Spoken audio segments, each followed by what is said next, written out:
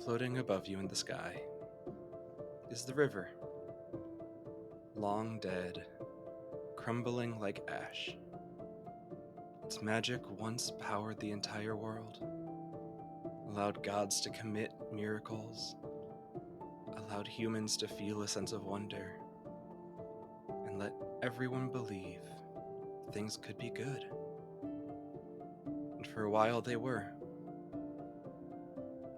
The age of the gods, when mortals respected and prayed to those above, knowing that they had their best interest in mind. As we watch the ash crumble, we're reminded that the age is dying. The age of the gods is long past, though they themselves have not entirely left yet. Instead, these titans cling desperately to their purviews, cannibalizing each other in a hope of remaining alive, looking for followers who believe in them or can be forced to make offerings to them. Many of the kinder gods sit quietly in corners of unforgotten worlds, slowly dying from their hunger, as nobody is there to make them an offering, and nobody is there to feed them.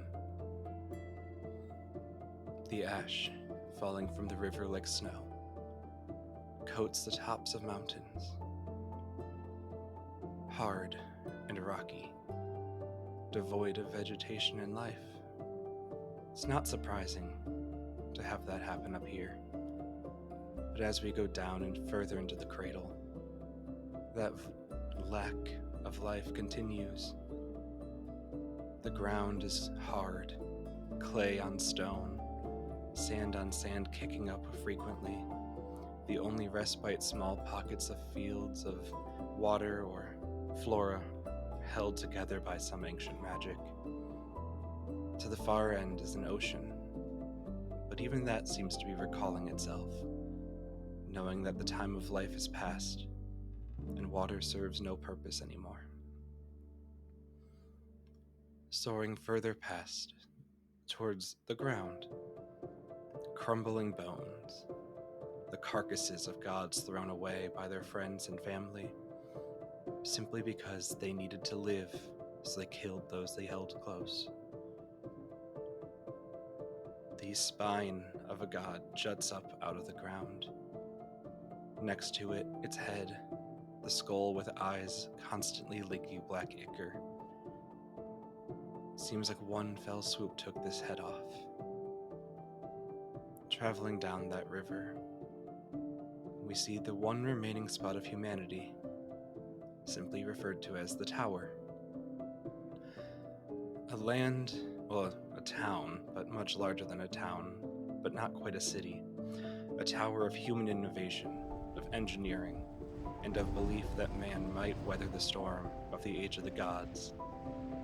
A towering structure attempting to scrape the sky, held together by chain and by rope, pulleys keeping parts of it from falling with the tension holding the other half up. Zip lines going from higher parts of the town to lower, with ladders climbing right back up, and this is a bustling town. If we only saw this, the tower, we'd think the world was peace. We'd think the world was fine. But everyone here knows it's not. Everyone knows this is humanity's last chance, and nobody knows what to do about it. Except for Odette. Abby, please tell us who Odette is and where we find them. Odette is a young woman, about early 20s, and she has this wild brown hair that's almost fully up out of her face, but some of it just kind of sticks out in random places, like she's on the move, so she can't quite fully keep it in one spot. And she has a brown vest that she keeps open and a white blouse that has definitely seen better days. Her one pop of color on her outfit is a red skirt that she wears over black pants that has a little bit of frills on it.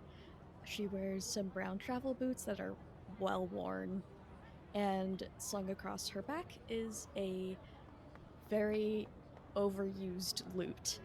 And how we find her is running across the tower that she knows as her home, uh, absolutely traversing it in ways that are unsafe and a little bit reckless as she wall jumps. Watch She out! grabs like a broken pipe off the ground and uses it to zip line across to the other side of the tower, as she's heard about some potential information that she would like to get.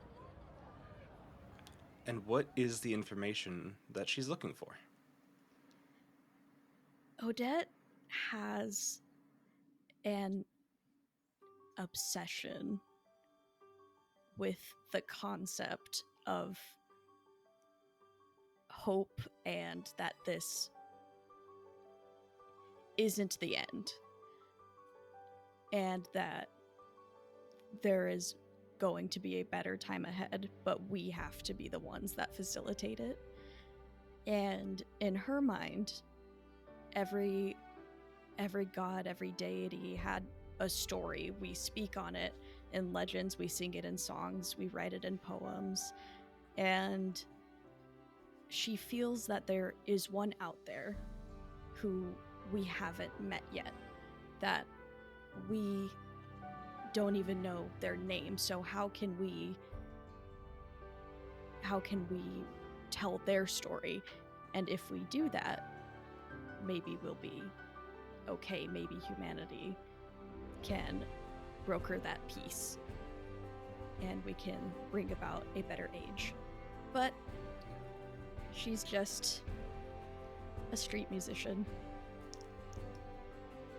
A street musician who thinks that despite being in a land where people pray to the gods but keep their heads down, looking to the sky for an unknown god has to be the answer. It's gotta be. It's gotta be. And where in the tower would you be making your way to? I believe she was up a little higher because she's ziplined, and so she has probably just decided to stop working for the day. She was in a more densely populated area, so I think she's going to more of like an alleyway where information can be exchanged. She's got a little notoriety in the town, but not like incredibly known, but just like, yeah, that's the girl who like she's she's like the opposite of a doomsday person shouting. Like she's just whispering, I think things are gonna be okay. So It's hard not to get a reputation when you're the one person in a tower that stands out. that's true. That's true. Yeah. So in this alleyway, you'd find people you're familiar with. You have a few contacts here that have been able to get you books throughout the time.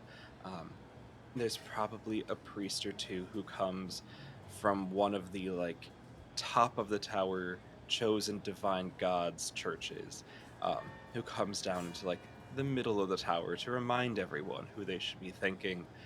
Although the church has no answers for if their god is doing so well, why is the tower still crumbling? They show up regardless. And we also find your friend. Who is that friend, and what do they look like? My friend is Alexander. He had a similar upbringing to Odette, where they kind of struggled together growing up and surviving. And he has found work as a blacksmith. It's very important work here because they're the ones that keep the tower from falling fully by making those ties. And everyone here has surnames similar to what they end up doing in their life, so surnames come later. And so Alexander is Alexander Anvil. And he is outside of his hut, we'll say. Huts, not so much in terms of freestanding structures. The huts here are parts of the tower that no one was living in, and people put up a door. So some of them are old storefronts that have collapsed, some of them are houses that have remained, but most of them are slabs of earth pulling from the cradle below that have two like leans next to each other and maybe paired up against a back wall. He's outside his alleyway here, and yeah, he sees you coming up at the end of the day. What do you say to him? She sort of has a eagerness, like a flush to her cheeks from the parkour she did, as she approaches. Which this is kind of how she always is when she approaches, um, and just smiles and goes, "Tough day out there." Yeah, a lot of work, a lot of cables snapping on the west end of the tower. That luckily we have the backup, but it set us back further than we thought we would. There's a rumor that one of the load-bearing bricks is going to fall, so we've been trying to get that fixed. Make a lot doing the music, or more just telling everyone you know how to save the world. You know, you, I didn't really talk about that much today. I just kind of kept to some of the old songs, but I made a little, enough, almost enough. Yeah, and what's the what's the enough for this time? Odette, you planning to buy another book, or what's your next step? Well, I heard someone here might be selling some old copies of some poems. Maybe I can find something in it. If it's something that's actually new and not just another rewrite. Well, best of luck with that. Thanks. Uh, did you eat today?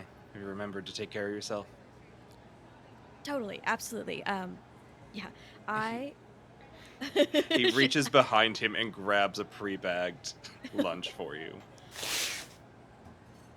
Thank you. She'll like kind of put it in her pack, which has very meager belongings, but there is a stack of different sized papers of different levels of aging and quality, but they are kept as neatly and as well protected as possible, as she very gingerly moves them out of the way. Well, I have a contact to meet tonight, so maybe we'll find something. Maybe we can move forward. Yeah, maybe we will. And what exactly is that gonna look like? I don't know, but we'll see. I'm just trying to find step one, or even a prologue. And I think you're probably keeping it in your head that you're gonna leave the tower one day. Only if I'm required to, or if I think it'll help in some way. That's still not a no, but you wouldn't be you if you abandoned that thought, now would you? She looks out at the desolate landscape, and looks up at the river.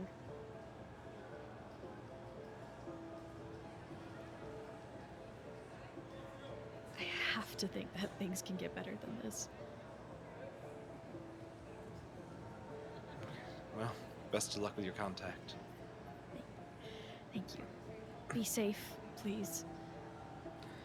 I'm sure that I'm not the one that needs to be safe between the two of us, but I'll keep an eye out for myself. Okay.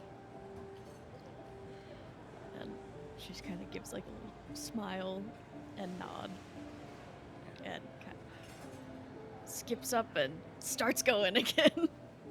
And as you go further down this alleyway, winding closer to the center of the tower, as most of the alleys act on very fractured patterns or like swirls towards the middle. It means a lot to live in the center of the tower, as it is the most protected from the elements, but it's also the most risky because if something falls, there's no way out. Um, but anyone that has valuable information is living or trading as close to the center as they can get without the eye of authority ending up on them. And I believe this is probably where you meet your contact for the night. Excellent. Excellent.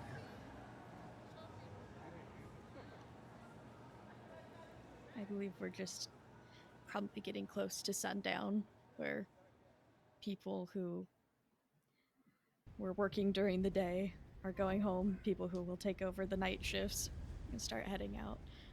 So it's probably during this transition period that it's the best time to exchange information. Yeah. Um, the person doesn't pause for long, as the texts that they have maybe been acquired illegally, have maybe been taken from people who have passed and got in before the repurposing committee got there. In a land as desolate as this, anything that can be reused has to be. Things aren't often kept for keepsake or passed down unless they have a purpose, and so there are some scouting agents that will go in before the repurposing committee to acquire things that are maybe best not lost to history. Uh, and this contact of yours approaches with a leather bound book, seeming very unfamiliar to the choir books and song sheets you've been given prior.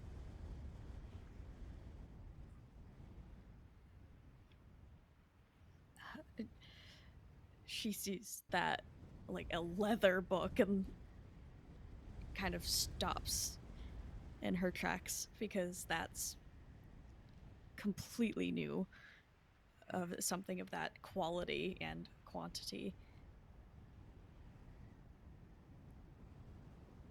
Uh, what is that? She skips any pleasantries. It's right to, like, we don't have Right, too. time. Yeah.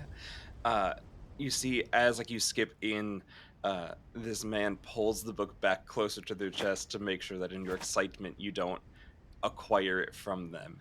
Um, and this is a journal, an old world journal. The old world? Not sure how it's lasted this long, or if one of the bastards above put it here as a joke, but it's got stuff we haven't found before.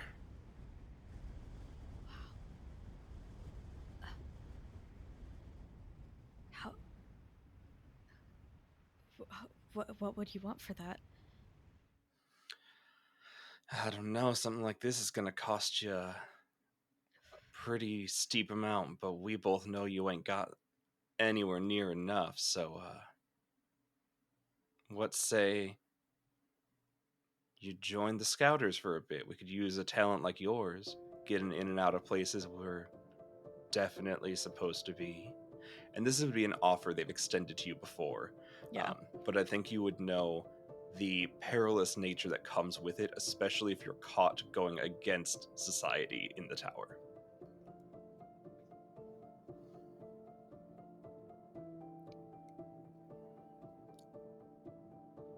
For how long? As long as it takes to feel as though you've repaid a debt of this nature.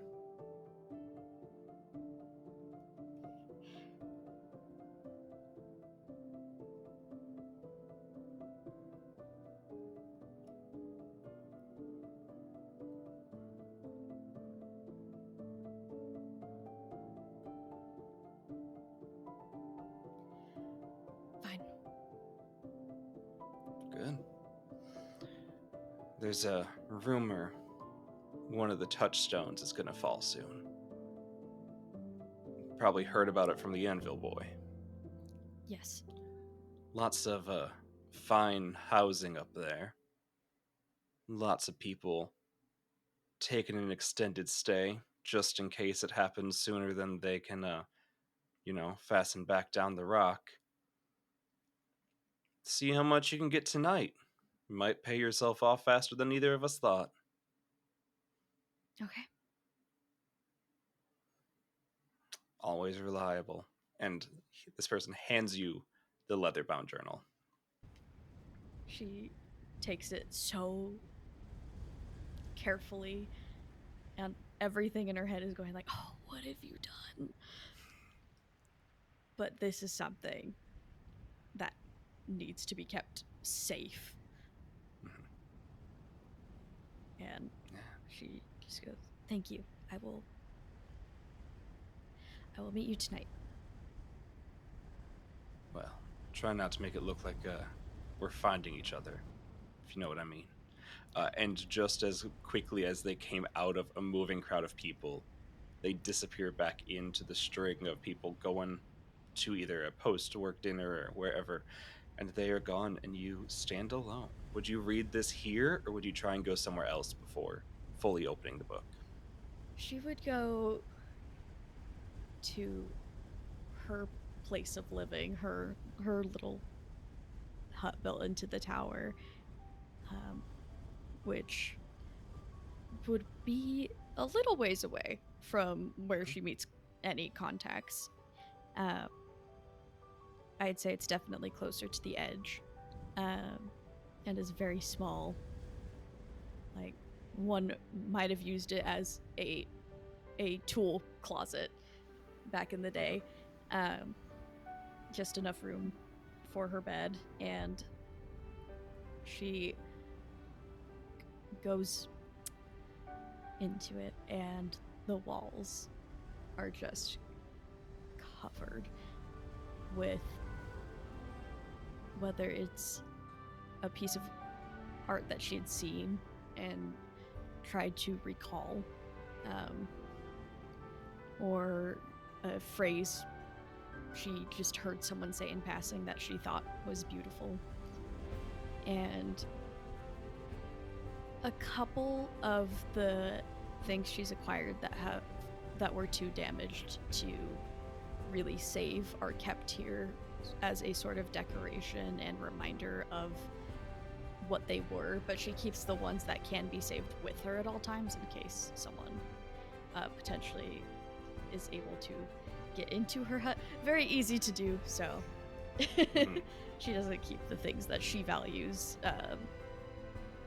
a lot in here, but I think she'll just go in there and kind of lean against the wall, sit down, and very carefully open the journal. Yeah. Are you leaving the door open, or do you slide the door shut? I'll slide it shut. Okay, and yeah.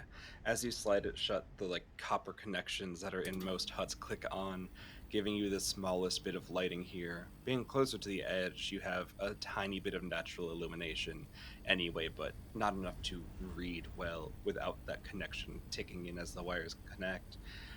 And yeah, you open it, and I imagine you'd think something of this age would feel soft and fragile.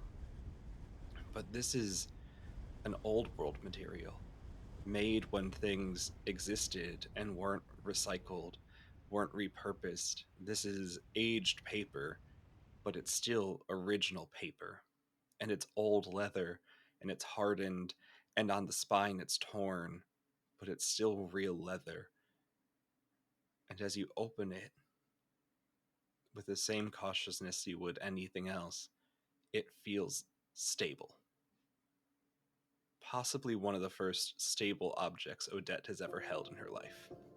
Absolutely.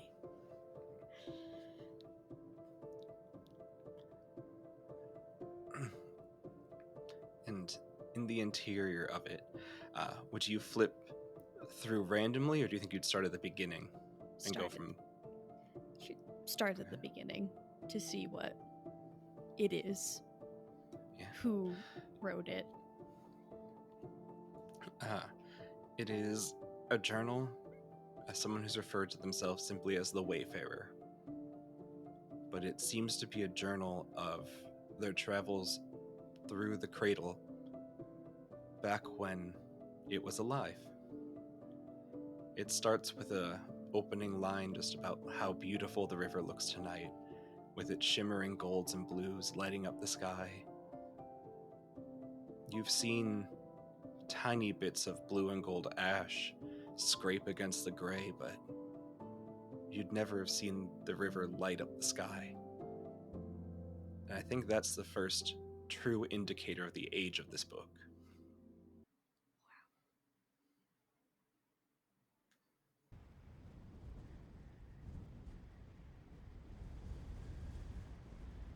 She will absolutely spend the rest of the time she has until she has to go fulfill part of that debt just going through this and knowing that it is the most sacred thing she has. Potentially the most sacred thing on this tower. Things that would immediately stand out to you without any need for rolling or investigating. There are names of places dedicated to gods that are long dead. You see some of the names in there that their followers don't even exist anymore because the names are gone. None of them speak to be a god of hope and renewal and reblessing. The things that you imagine that this nameless god would carry doesn't seem to give you that. But it does speak of locations where this wayfarer has paused, where they've spent time. A little like hamlet where the flowers bloom endlessly, an oceanside town that belief enough is able to keep them safe through the weathering of storms, and even talks about the first settlement that became the tower, and how it used to be not a land of clay and stone, but endless fields, gifted to the people of this land by a goddess of home and hearth, a god named Comfort, whose only goal was to make sure those that served her had the best lives possible. But Comfort has faded in recent memory.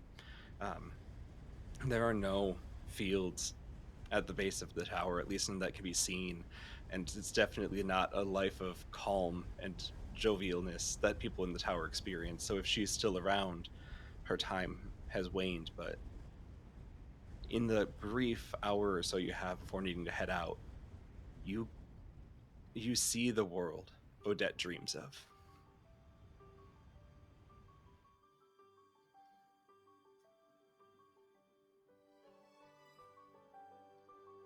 Just being able to picture that through the lens of someone who lived it is, she knows it's enough for her to keep going, for her to keep going on this impossible quest that she is trying to do.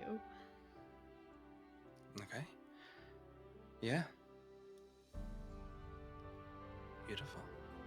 Is there anything you do in your home before heading out for the night? I just think she very carefully puts that book in her bag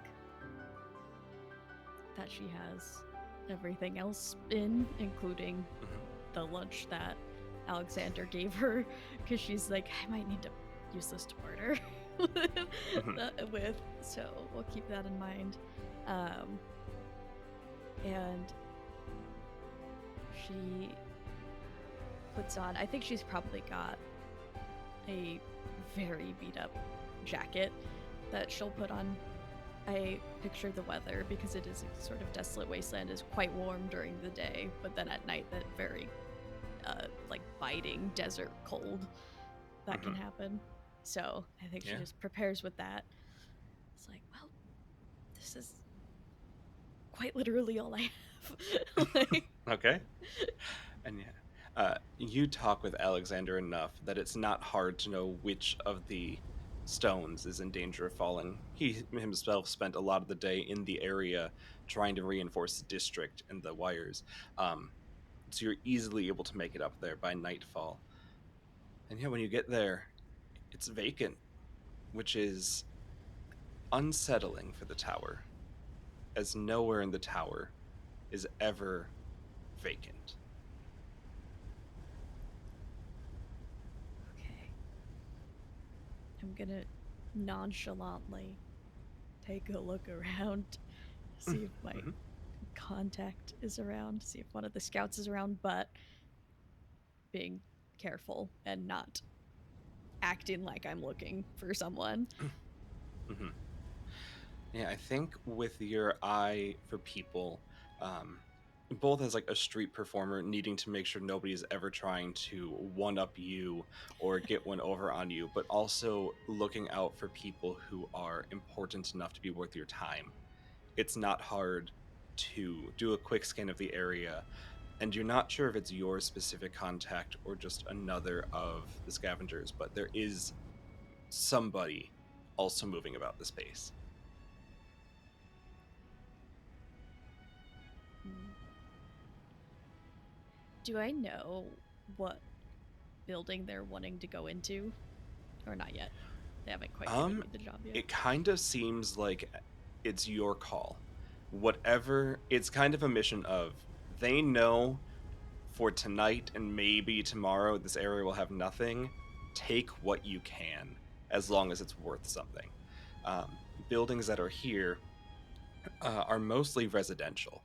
So they are asking you very much to go into people's homes and rob them in the middle of the night. Um, Oh, I don't want to there do aren't that. really any stores here. There aren't really any um, like places of learning, as it's so close to the edge. Like the lodestones are on the edge holding things together, and the cables, they wouldn't put something uh, important here, unfortunately, which gives us into a glimpse of the mindset of the tower is that people are expendable, resources are not. So really, on this entire outer brim, it's just people's homes. Oh,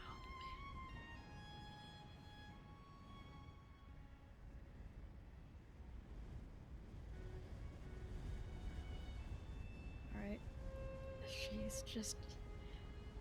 She's gonna try to find the place that looks the most obnoxious so she feels a little Mhm. less bad. It's like, And oh, God.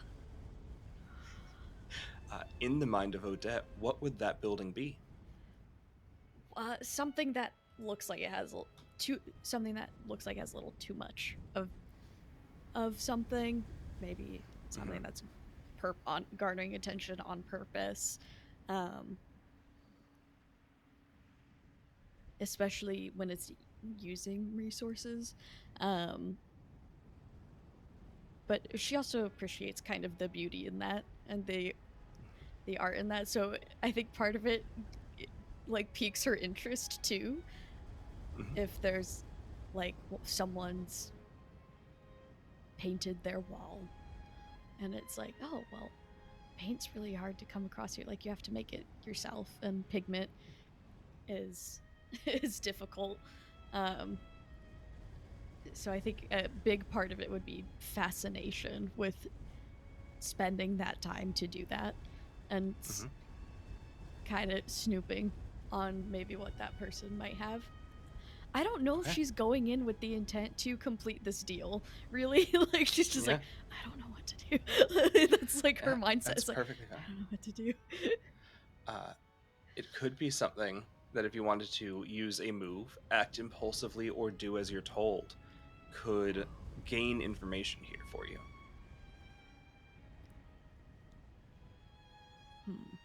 All right.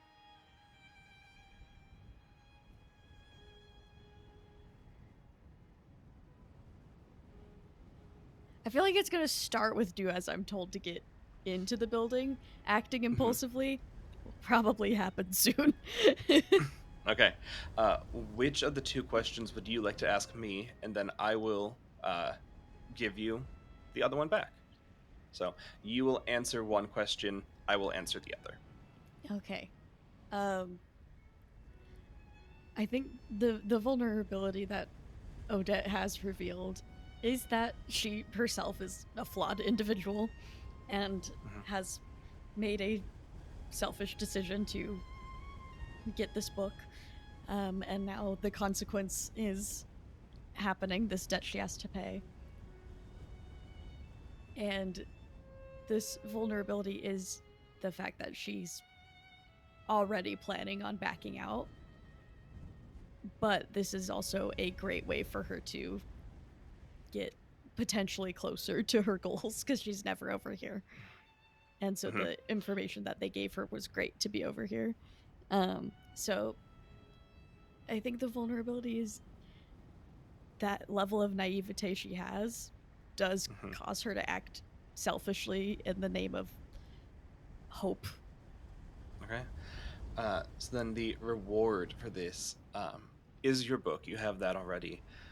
But it's also the idea that if you had anything of note but not of value, it would not be hard for you to pocket it yourself. The group will definitely be asking for anything large, anything important to be given to them for their needs as repayment for your old world journal.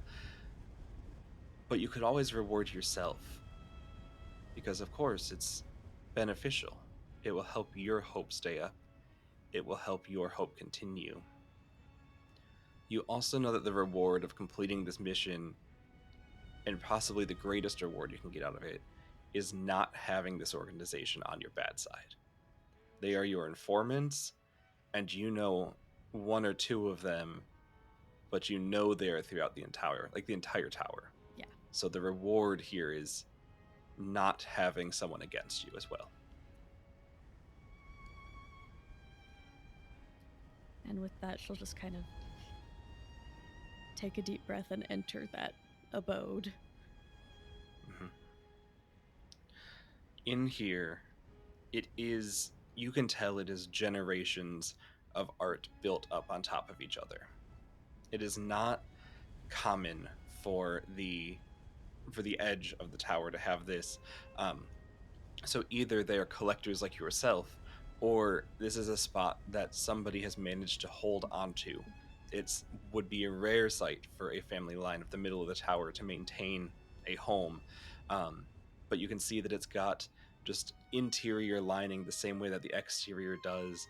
One of the windows to the outside looks out, and they've seemed to have drawn the entirety of the cradle inside to match up with the image out, making their interior look almost like they're outside at all times. But things that you would see here are letters of correspondence between members of this family and other places in the tower. Their art supplies, which you yourself have said, hard to come by. And paint that's lasted on the walls against the sandblasting at night, even harder to come by. So to take those supplies would be a reward in itself for yourself, or the organization were you to gift it to them. You also see a lot of little moments here that could be a offering in its own way. Moments of, like, not well made, but well enough, probably on the level that Alexander can make cutlery. It's not hard to come by, but it is nice to have your own set.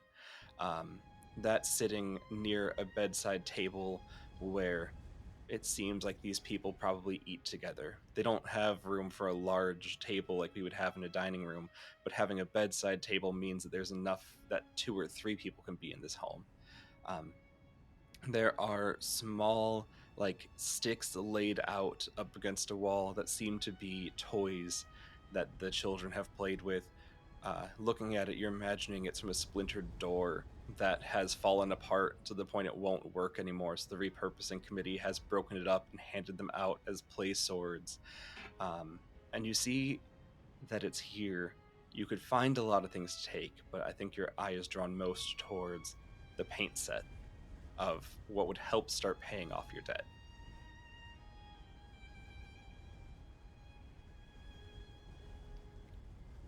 Odette slowly walks around the room, just taking in what an abode here looks like of a family and a community that has stayed put for generations. And she just runs her hand across the box of art supplies, just appreciating the effort put into it.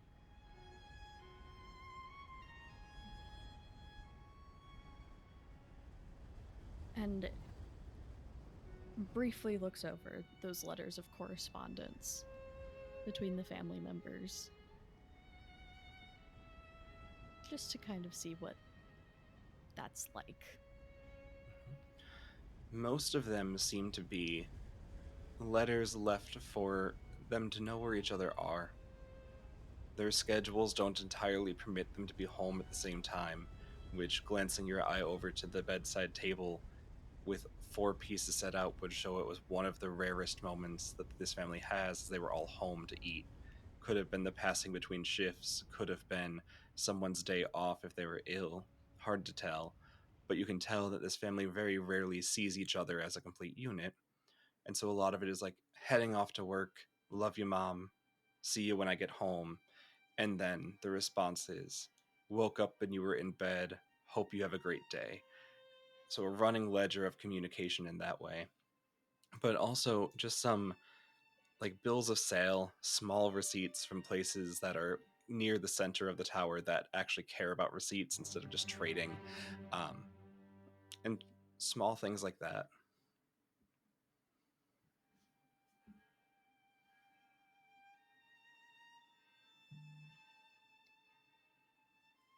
She goes through it a couple of times and then very carefully sets it all back down to where it was. And she's gonna pick up. Well, let's see. Do they have any storage areas in this room or any, like. Uh, they would have a pretty standard issue small trunk. Kind of the same thing you have that you keep your like lesser possessions in. Mhm. It's a small like 2 foot by like 2 foot cube that comes with a lot of residences, or people hand them out to keep stuff in. I think they would have 2 of those chests. She will very carefully put those art supplies in one of the chests. And that way they can still find it, but it's not in like obvious eyesight. And she's gonna leave this spot. She cannot bring herself to do it, but she Okay. wants to make sure that nobody else does either. As you walk out, you see that stranger, not your contact, but clearly a member of the group, approaching you. So, what'd you find? Picked through already. There's some simple toys in there and just letters between the family. Okay. They say you're real nimble. Wouldn't be trying to dodge helping us out, would you? Would I have come here in the first place if I was? I don't know you. Don't ask me rhetorical questions like that. Well, it was rhetorical, so you would. So the answer's no. I would have probably not shown up in the first place. Okay. This one I'm was gonna go. Okay. I'm gonna go to that house over there. You want to check out the one next door? Sure. Uh, and I imagine in silence, unless you initiate conversation. Nope. Uh, this man wearing a very like poorly stitched together, almost coat, but coat's the wrong term as it doesn't cover enough of the body to really keep it warm. It's more just like a tapestry of things to have as a covering that, if needed, could easily be donned or taken off to like not necessarily be seen as the same person. As they lead over to two of the houses on the edge, one for you, one for them. From this spot, it's very open, and you can see the same landscape that the family had drawn inside their home further out. Has Odette been on the very edge of the tower before? I think so. Okay. I believe so. Then you would be met with the familiar sight of uninterrupted cradle. A world that, with an imagination like yours, you can see the life that the Wayfarer's journal talked about. But right now is just scattered with ash and bone of gods, not even that nobody believes in, but God's people don't remember.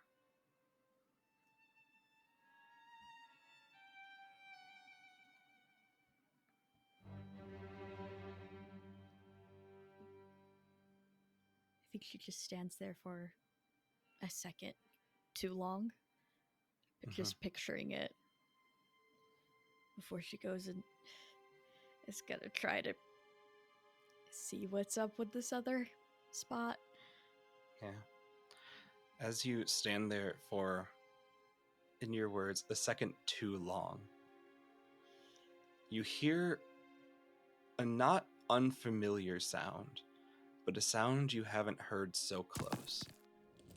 The sound of a wire snapping. As one of the load-bearing cables cracks with a loud, almost ringing effect. You feel it almost in slow motion as the ground beneath you is gone. No. And you and the man both are floating for a second, feeling weightless. And then you see the cradle. Closer. Closer than you've ever imagined. With your imagination, thinking of what could be, lush fields below you, beautiful rivers running through it, the black ichor of blood pouring out of the eyes of the one off in the distance isn't a toxic waste, but instead a spot that children maybe once played. And then we flash closer to the ground as you start to see details, cracks in the earth that from your spot on the tower seemed to be small, little runs, but getting closer you can see chasms splitting the ground apart, tearing the earth from each other. You see to your side the man whose name you do not know, falling at the same speed, unable to get purchase in terms of direction as this coat they're wearing with its tatters is flailing around and causing them to spin. And you see above you that one house he was just about to enter, coming with. Great. Pillars of rock and stone, wood and metal, small bits of copper wiring, all raining down. You've seen parts of the tower fall before. It's not uncommon. But you've never seen what happens when parts of the tower land on a human body. As next to you, you see a house touch the ground. But what you don't see is yourself hitting the ground. As at the last second, something unknown seems to grab you by the back of the shirt with a hand you cannot see or feel and wrenches you into the air, breaking your momentum, before setting gently 1 foot down onto the cradle. What does Odette do, think, or say?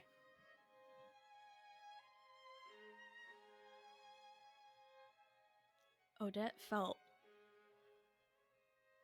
like that fall was both an eternity and half of a second, as her mind went through so many different thoughts of the cradle.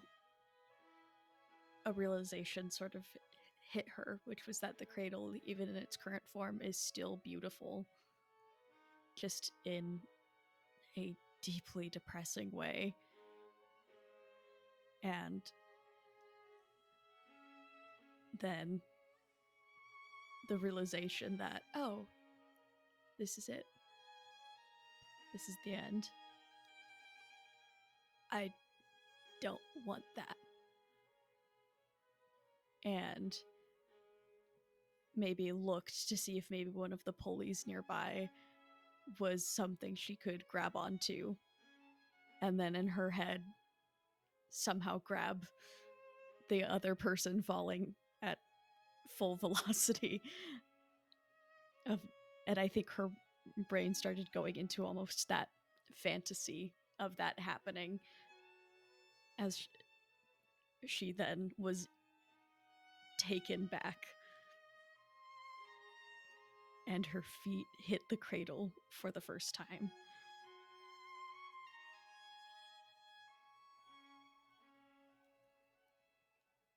And she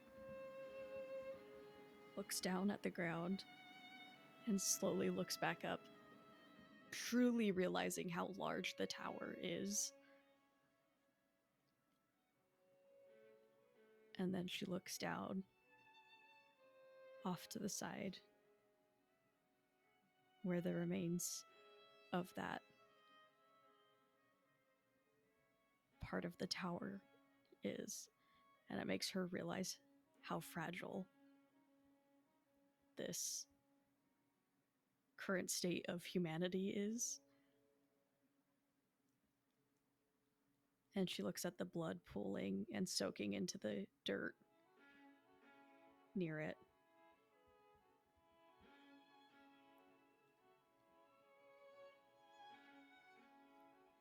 And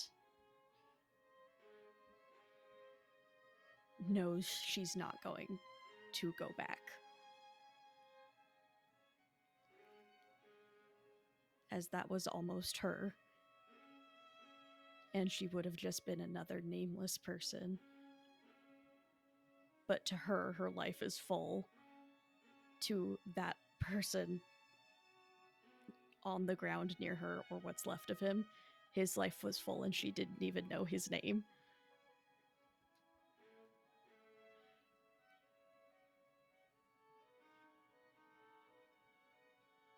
And she just walks away. Mm-hmm.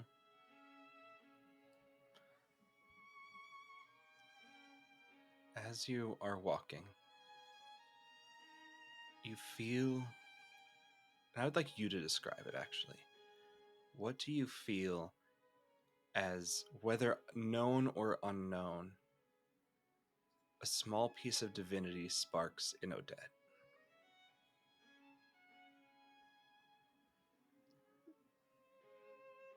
Odette doesn't understand that it would be a piece of divinity. As a little peek into the mechanics, Odette is the nobody. And so her experiences with divinity are not direct. And I think the divinity awakening in her is a fierce determination and a quiet call to adventure. Like an almost somber call to adventure of, I've always wanted to do this and now I have to.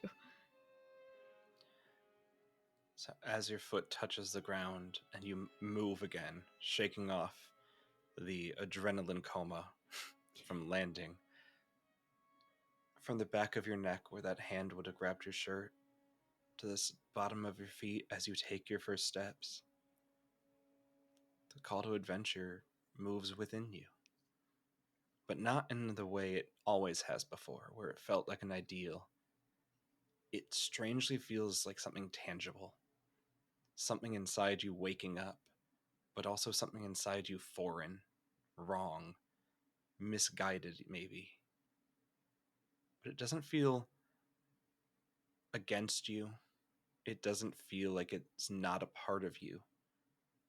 It feels like a muscle that's never been stretched before, needing to be used to keep your heart beating.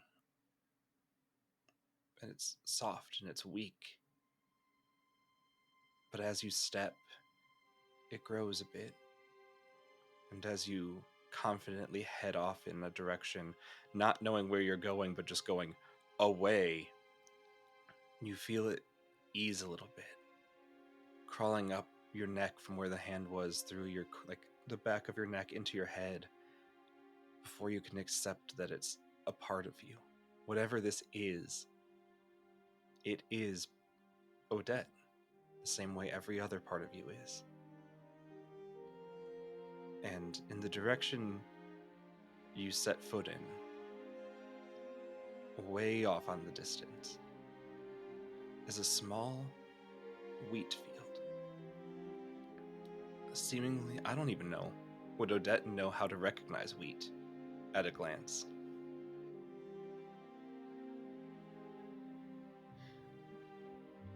I don't think so.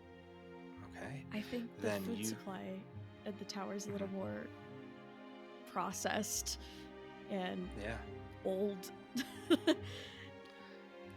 Then maybe you remember glancing plants in a picture in one of the books you've acquired, or the descriptions from a ballad you've sung, but seeing something alien and foreign off in the distance. Tall, very thin, grass-like plants moving. But every ballad you've ever sung has told you that these should be tall and should be proud and should be waving. But instead, they're faded, broken, bent over, not able to lift their heads towards the river or the sun, instead seemingly crying into the earth that no longer sustains them. And in that field is a small clearing of houses, none of them maintained intact. Even at this distance, you can tell they're primarily the frames of structures, not structures themselves. But it is the middle of the night, and you do need somewhere to sleep. Would Odette head towards this clearing? Yes, as that absolute ginormous amount of adrenaline fades, her limbs definitely grow heavy.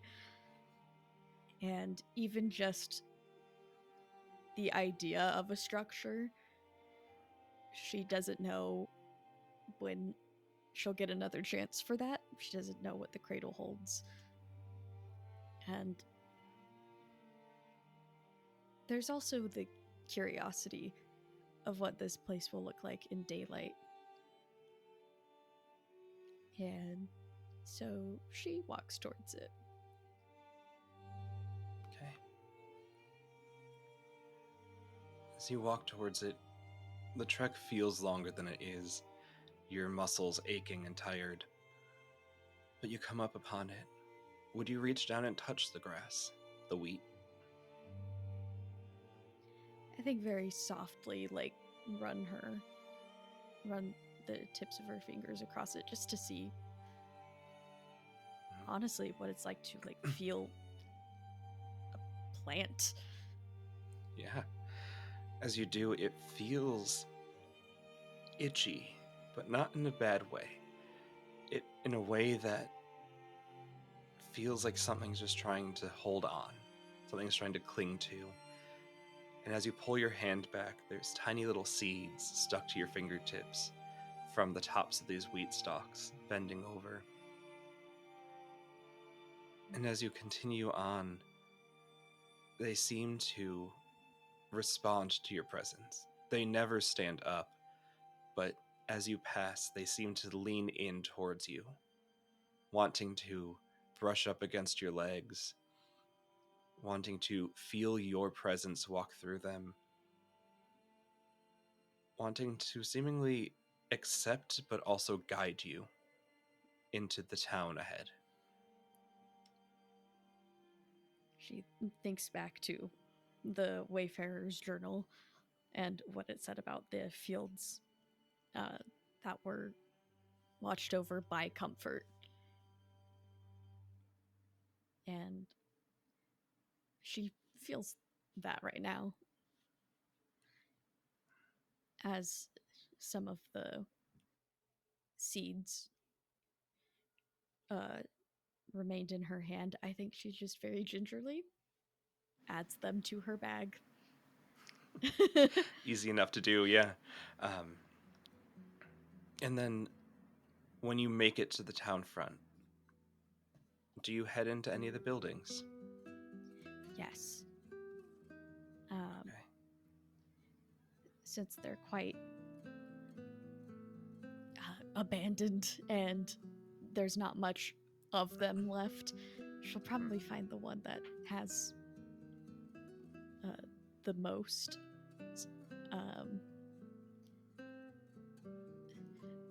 of a shadow of a building. There would be a large for the town around it, not large for anything, especially not in comparison to the tower, building at the center. It seems that it's human nature to put the most important thing in the middle. As you get there, it's a large, what we would imagine nowadays to be barn-shaped building. To Odette, just as alien as everything around her. That has its structure remaining due to all of the crosshairs of wood going up it, and a large hearth sitting unused, that as you open the door, see the tiniest little ember glowing in a fireplace. An ember that's not sure where it's coming from unless somebody has lit this hearth recently. But upon entering, or even getting to the doorway, you can decide if you enter or not, upon reaching the front of the building, you can tell that something important has claimed this place in some form.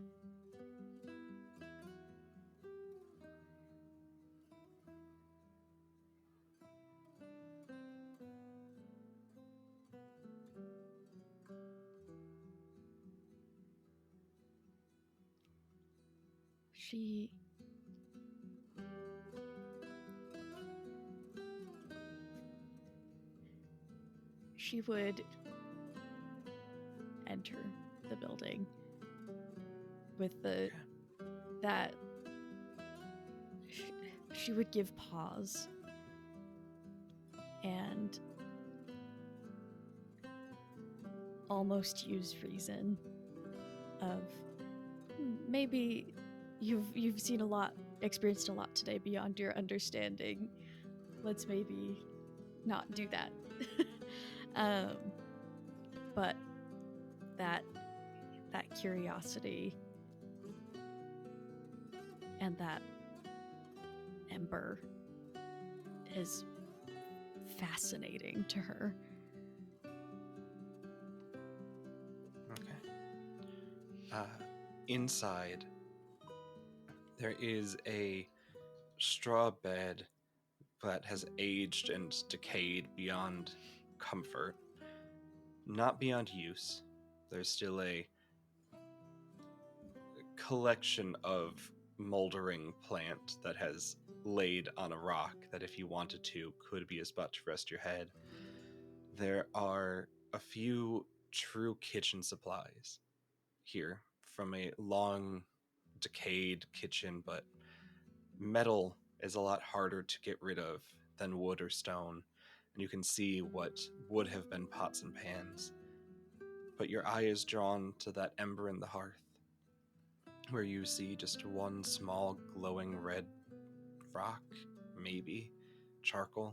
It's hard to tell. Do you head over and interact with it? Yes. Odette would go over to it, and it's still it's cold outside, and I think she would go and try to start a fire with it. Okay. What do you do to try and start the fire? Oh, just kind of, add oxygen. Hey, I'm Okay. not.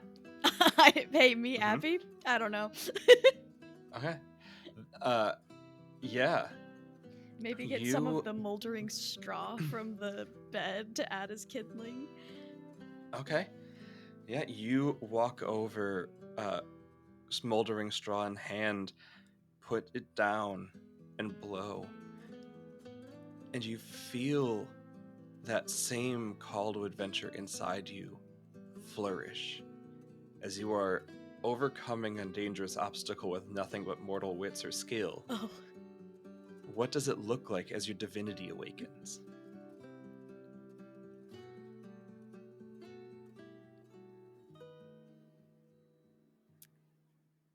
For now, it doesn't look like anything except maybe a small glow that was at her hands as she made the fire, but easily could be mistaken for the fire's glow. For her, what she doesn't notice is that her posture straightens a little more and her bleary eyes open as there's just more energy within her, and the weight of her body just feels a little lighter. You feel a little lighter. And if this was just you solving a puzzle, nothing would have happened, but a dangerous obstacle had been overcome. And as you feel this glow, feel the posture, feel the confidence that comes with holding yourself to a level you don't typically hold, your senses brighten in a way.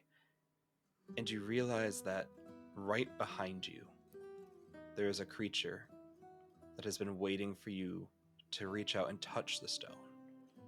But instead, you chose to build your own comfort, build your own fire. What would you like to do?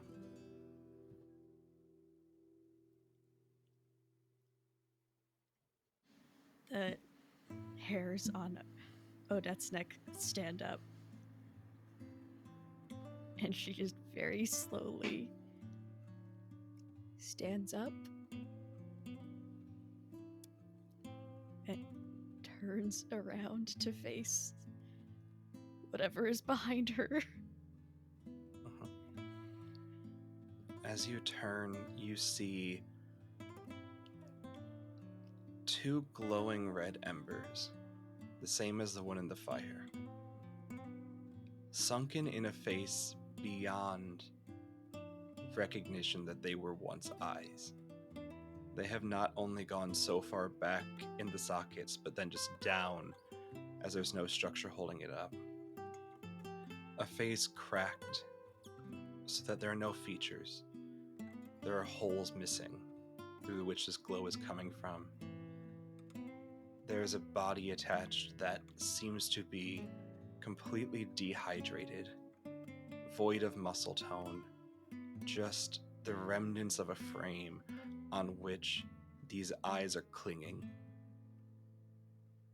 Standing behind you, about 5 feet tall, reaching out a hand as though it was going to touch you on the shoulder,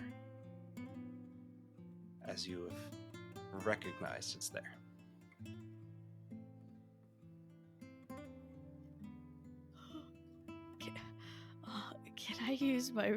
Can I do recognize a god move? Please, yes. So are you in or near their domain? Yes. Are you familiar with their gospel? No. Would it be bad if you didn't know? I'd say probably also no, unless you'd like to make an argument. Either way. I'm all Okay. good. So go ahead and roll 2d6 and add 1. 6. 6. Okay. And that's with your 1? Yeah. Added? That Okay. was a 4 and a 1. So that is a miss. You feel the spark of the divine inside of you try and ignite, trying to help you connect with these new creatures. But the mortal concern takes over and pushes it down in a moment of fear as a response as you look back.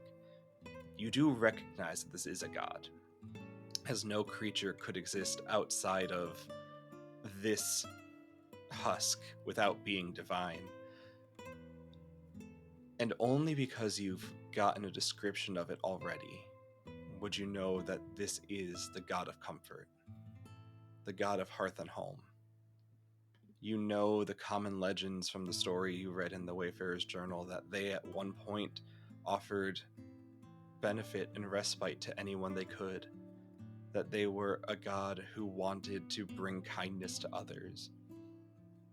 But on only a 6, you don't know what has transpired to reduce them to nothing more than eyes clinging to a frame, barely holding itself up.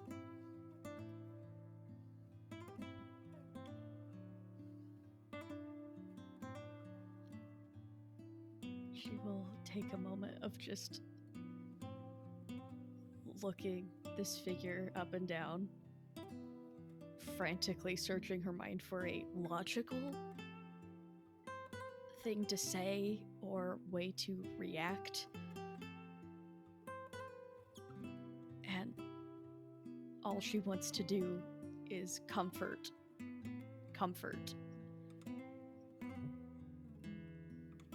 And I think she just goes and gets more of that straw and adds it to the fire.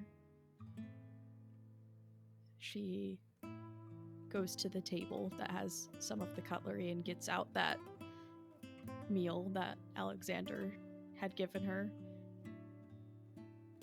And she divvies it up. And she gestures to one of the settings.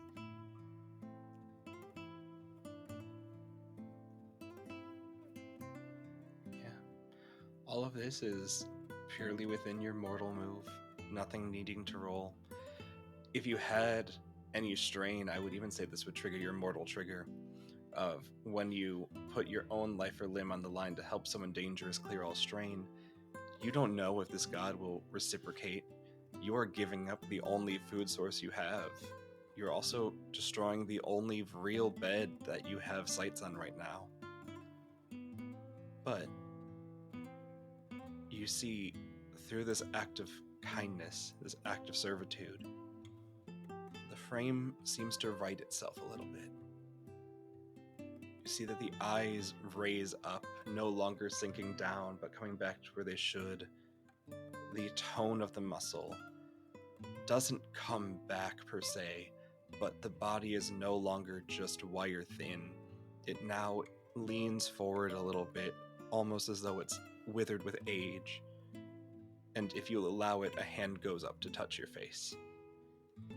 She'll allow it, although the mortal side of her is so afraid. And is like, you should just run. You should just run right now. It'd be better.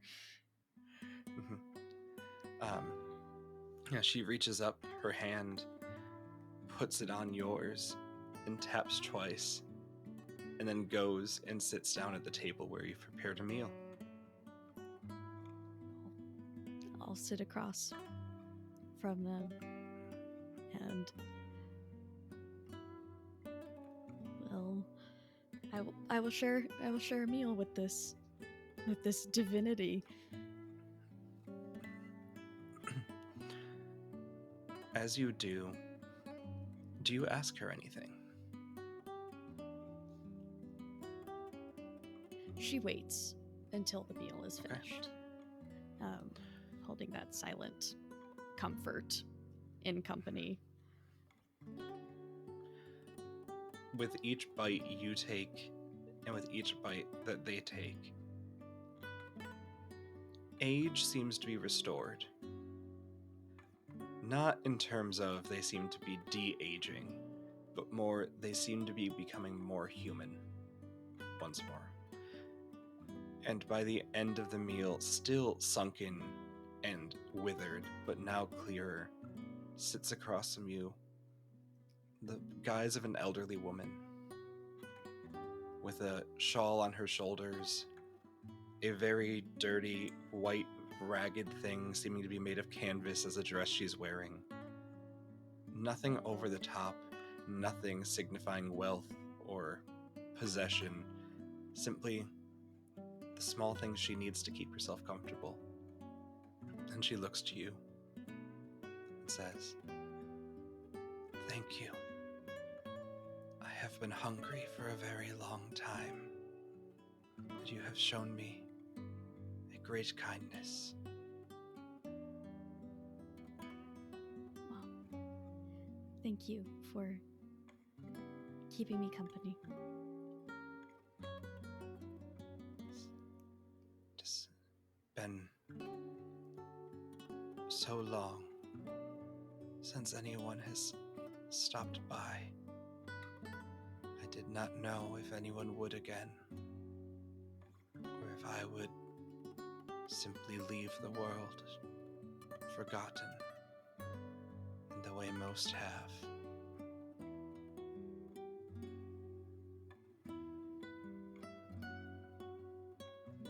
She'll silently reach from her bag the Wayfarer's journal and turn to the page about the fields and about comfort, and will go, "You weren't forgotten." There's a difference between your name being maintained and being forgotten.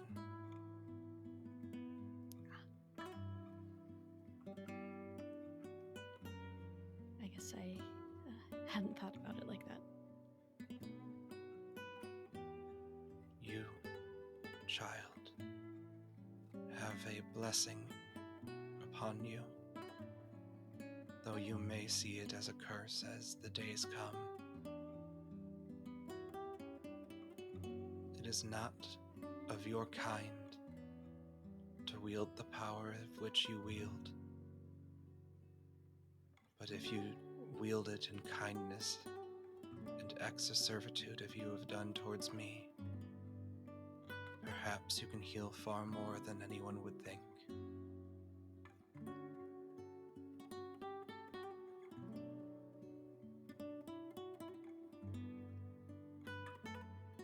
That is all I've ever wanted to do.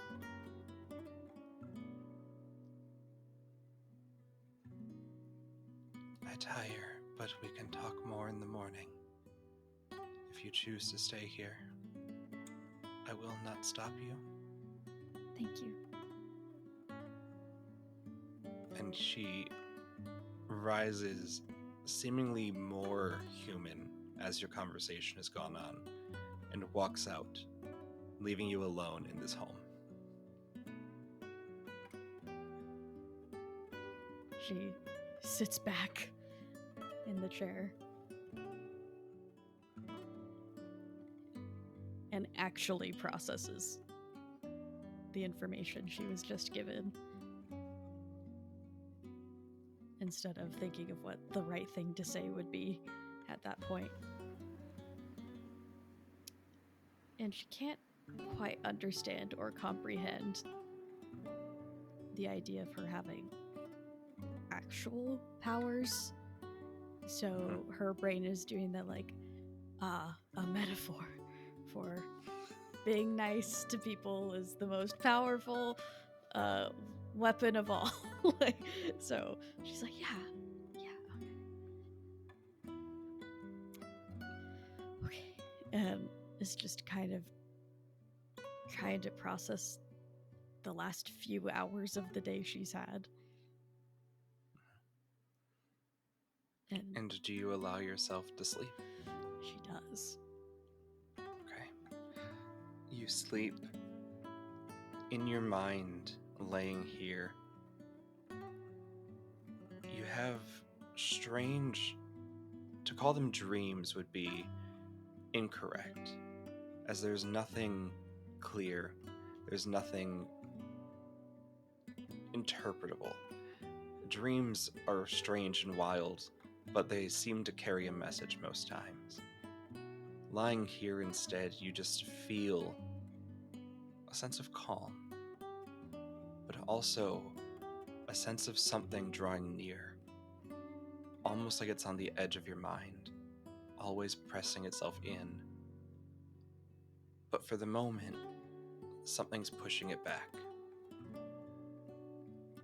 It's not enough to ever wake you, unless Odette would be a naturally light sleeper, but if it's not, then it won't pull her out of her sleeping pattern.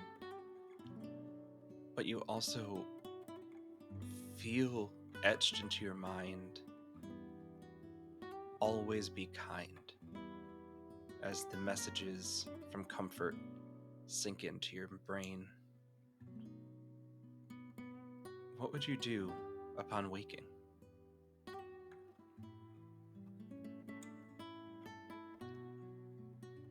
Upon waking, what she would want to do is offer another meal for comfort, but she doesn't have that. So what she does is keep the fire going, as it's probably dimmed throughout the night. It would. And yeah, not hard to toss some of the straw back on there. Not hard to just find even a couple of like cabinets that you know will never be repaired to toss it on and keep it going. It's also very bright when you wake up. There is not a complete roof above you, so the natural rising of the sun is not blocked out. It is eerily grayed, as the ash of the river never stops falling. So instead of having a direct sunlight on a blue sky, you see this monolith blocking out actual light, but it still filters down. And you wake to a bright morning day.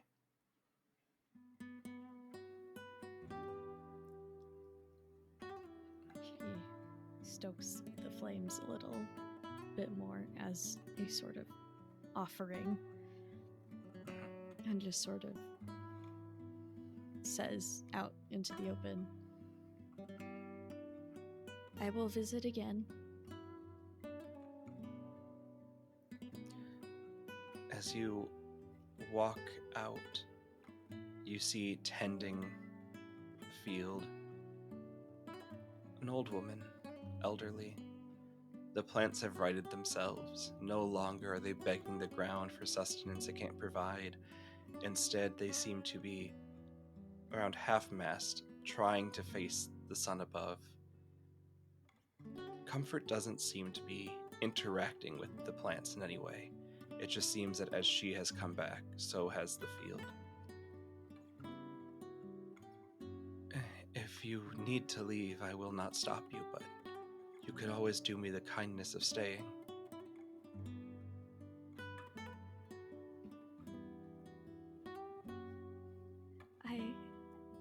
I will come back. It is my hope that the people up there, she kind of looks at the looming tower, will be able to settle back down here.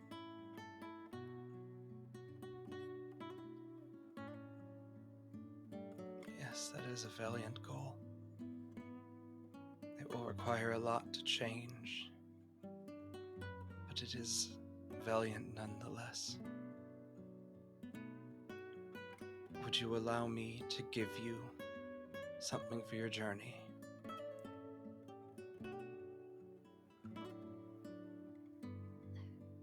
Yes, although I do not expect that in any way. Yes, well, I don't need to eat in the same way you will. So the least I can do is return what you have given me.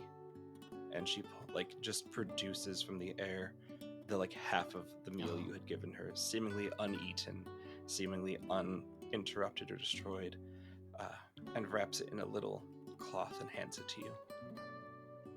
Thank you. Yes. Well, I wish you nothing but joy and comfort as you go. Thank you. Yes.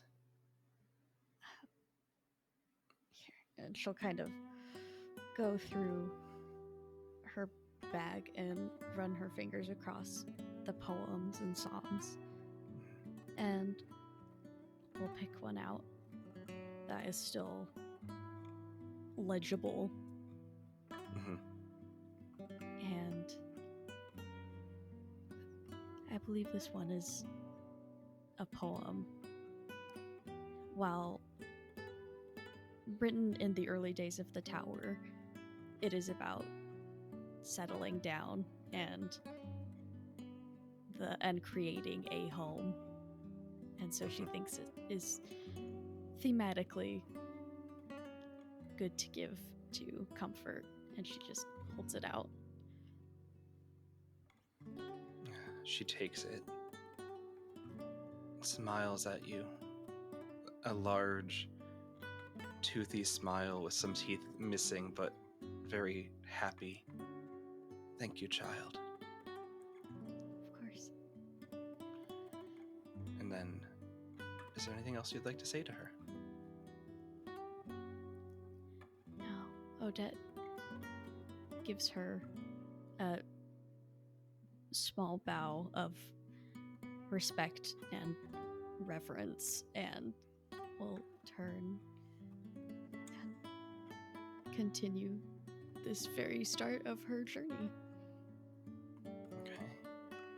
As you walk through the fields here, it seems that they themselves are trying to give you offerings as well. Strains of, very strained strains of wheat coming together, trying to form produce of some kind, probably kinds you've never seen before. You could tell that it's taking a lot of effort and weight to get out, possibly because Comfort is not at her full strength. Would you take any of them, or would you leave any of them? I think she would take some of them, but would leave some. So it's Okay. to show that, sharing and camaraderie. Mm-hmm. As you take some, and then put them in your satchel, leaving some behind to walk on, you feel that next foot touch the ground, and you can tell something is wrong. In Godkiller, every god has a heart, which is their true form, and they have a downfall, which is the way to kill a god. Comfort's heart is the field around this town. The downfall is to refuse an act of her charity. And as you are in her heart, taking some but not all of her offering, choosing to leave part of her behind, I would typically ask if you would like to kill a god or spare a god here. But in Spare a God, you do not know their downfall. You do not know this act will do her harm. So I will ask you instead to roll 2d6 under the move Kill a God. But she's so nice. I was just sharing. I was just waiting to... Oh no. Oh god. Oh god. Oh no. That is a 7. Okay. On a 7, they seize something vital from you as well. Name that vital part you lose of yourself.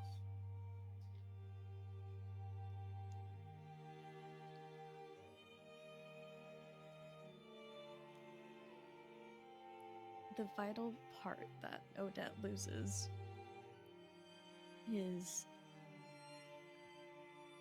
the ease in her gait.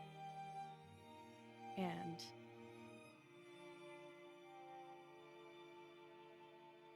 instead of maybe something being lost, there's maybe something gained, which is the feeling of being watched.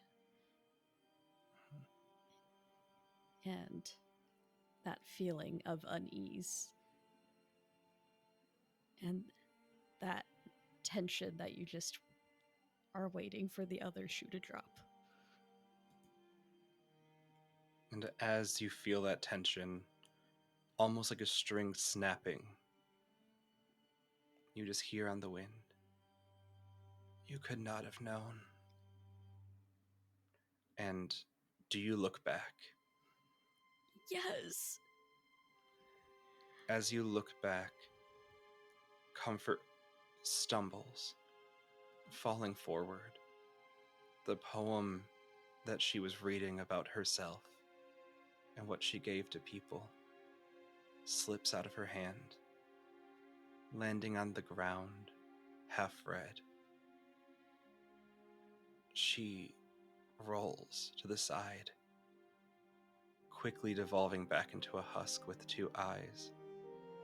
And the eyes look to you, and you feel their warmth. You could not have known. I'm glad I had one last night with a friend. And as she sinks into the ground, reclaiming her divinity dies with her. The wheat collapsing, falling, all of the produce left behind turning to nothing but the same ash of the river as you stand alone in a town devoid of life.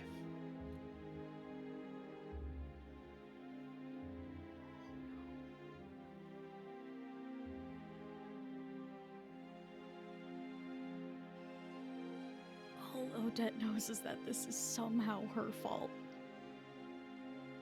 And she doesn't know how. Is the body even there anymore, or is it just gone?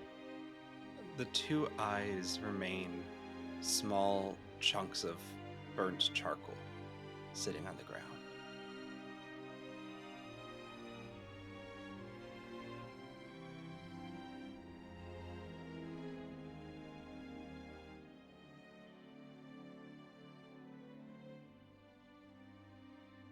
Her whole body trembling.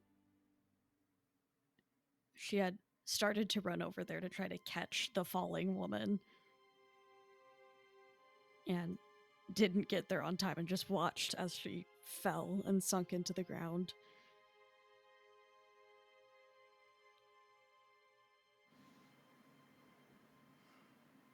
And not knowing how to respond, or there's nothing she can do. Another piece of divinity is lost to this world. She knows there will be nothing for her here to visit. And she will bury one of the pieces of coal just loosely in the remnants of the field. And with the seeds of wheat in her bag, she will take the other piece, because maybe it will be good for Comfort to go on,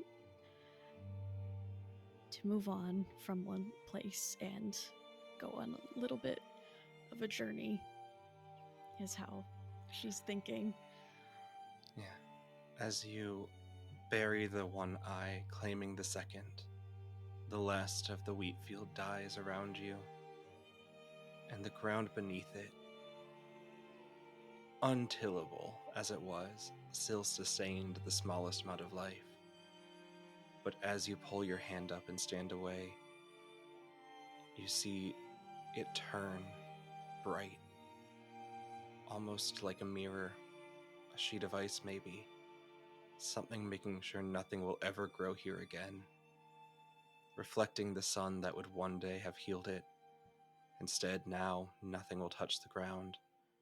But I think what stands out most to you, especially with that feeling of being watched, being given to you, is this bright reflective surface beneath you. You look down at your own reflection, holding the only remains of the only God you've ever met. And you are a Godkiller, standing alone, confronting yourself.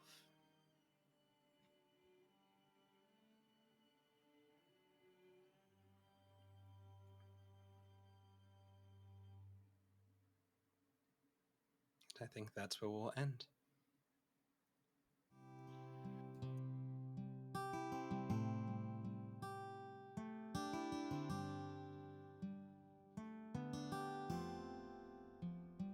Gotta love endings, aren't they great? I love a chapter closed, clean and empty plate. You wanna hold on, you think that's what you need. But baby, the sharper the cut, the less it's gonna bleed. Believe me, tell them to fly, the doves at dawn. The war is over and done. Tell them to fly, the doves at dawn. It's over, nobody won. Gotta love endings, aren't they neat? There's nothing quite like knowing everything's complete. So pack up your life, do it alone. The sooner you're gone, the sooner you can find a home. Believe me, tell them to fly, the doves at dawn. The war is over and done. Tell them to fly, the doves at dawn. It's over, nobody won. Gotta love endings, you gotta love endings. Even if they can't love you back. Gotta love endings, you gotta love endings. Even if they can't love you back. Gotta love endings, you gotta love endings. Even if they can't love you back. Love endings, aren't they grand? I can't quite say that this all shook out like I planned. But now that it's happened,